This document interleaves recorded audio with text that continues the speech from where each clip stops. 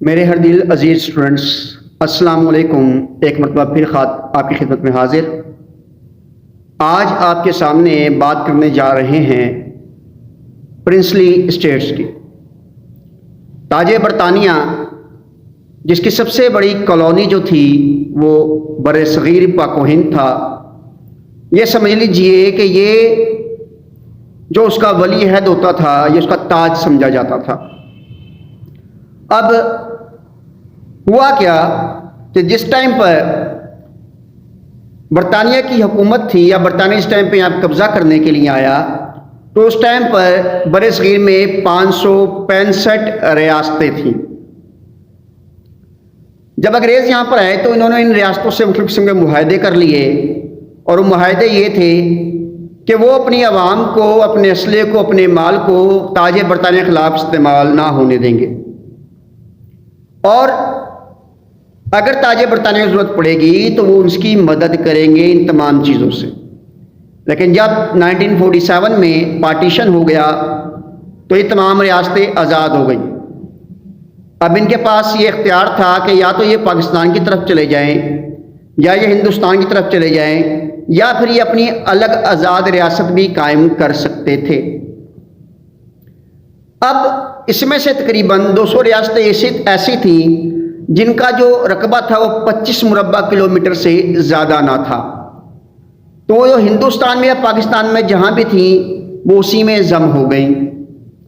اب مسلمانوں کے لحاظ سے تقریباً 45 ریاستیں بڑی اہم تھیں۔ اب اگر ہم دیکھیں جو زیادہ تر ریاستیں تھیں اس کے اندر جو اس کو اگر ہم ریاست کو 300 میں تقسیم کر لیں تو کچھ اس طریقے سے ہوگا کہ ایک ایسی ریاست جس کے اندر مسلمان حکمران اور مسلمان رعایا کا زیادہ ہونا، دوسری وہ ریاستیں جن میں مسلمان حکمران اور عوام زیادہ غیر مسلم، تیسری وہ ریاستیں جس کے اندر جو ہے حکمران جو تھا وہ ہندو تھا اور آبادی مسلمان تھی۔ تو ان ریاستوں کو میں 300 میں تقسیم کر لیا۔ اگر ہم بات کریں پنجاب کی تو پنجاب میں کی جو 5 مسلم ریاستیں تھیں ان میں سے صرف ایک بہاول پور جو ہے وہ پاکستان کے حصے میں آئی۔ باقی 4 ریاستیں جن میں ملیر، کوٹلہ، لوہارو، اس کے بعد دجانہ اور اس کے بعد پٹودی، یہ سیف علی خان صاحب جس فیملی سے بلانگ کرتے ہیں، پٹودی فیملی، یہ ریاستیں جو تھیں انہوں نے جناح سے کے جو نظریہ ہے اس سے اتفاق نہ کیا اور یہ گاندھی کے نظریے کو ایکسیپٹ کر رہے تھے، لہٰذا اور اس کی دوسری وجہ یہ بھی تھی کہ ان کی زیادہ تر جو آبادی تھی وہ غیر مسلم تھی، اس لیے انہوں نے ہندوستان کا ساتھ دینے کا فیصلہ کیا۔ اس کے بعد آپ کو جیسا پتا کہ ریڈ کلف جو تھا وہ پہلے ہی بےایمانی کر چکا تھا، جس میں فیروز پور، جلندھر، گرداسپور، ہوشیارپور، یہ تمام جو علاقے تھے یہ ہندوستان کو دیے جا چکے تھے۔ کپور کوٹلہ جو تھی یہ ایک ایسی ریاست تھی جہاں پر مسلمانوں کی جو اکثریت تھی، اور اگر اس کا ریفرینڈم کرایا جاتا تو یہ شاید پاکستان مل سکتی تھی، مگر ہوا کیا کہ اس کے اندر جو ہے اس کا جو حکمران تھا اس نے ہندوستان سے علاقہ کا اعلان کر دیا اور یہ آٹومیٹکلی اس میں ضم ہو گئی۔ اس کے بعد بمبئی کے اندر تقریباً جو ہے مسلمانوں کی اگر ریاستوں کی بات کریں وہ تقریباً اگر اپروکسیمیٹلی جو ہے 45 بنتی تھی غالباً، اور اس کے اندر جو ہے وہ بڑی اہم 45 ریاستیں تھیں، اور ممبئی آپ کو پتہ ہے کہ وہ بہت اہم جو ہے وہ علاقہ تھا۔ اب ہوا یہ جناب کہ اس کے اندر ایک ریاست تھی جوناگڑھ، جس کا جو حکمران تھا وہ مسلمان تھا اور اس کی جو عوام تھی وہ زیادہ ہندو تھی۔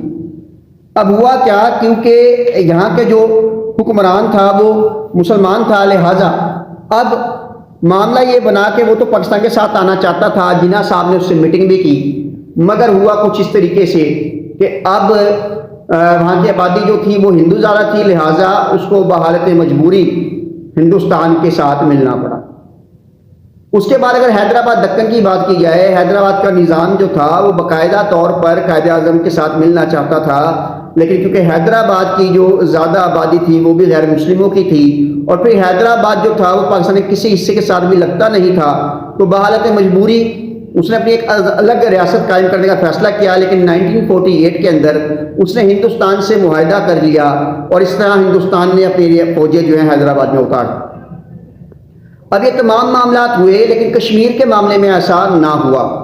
कश्मीर के मामले के अंदर जहाँ पर आबादी मुसलमानों की ज़्यादा थी लेकिन हुक्मरान जो था वो हिंदू राजा था, तो एक झूठा रेफरेंडम कराया गया और हिंदुस्तान के साथ इल्हाक कर दिया गया।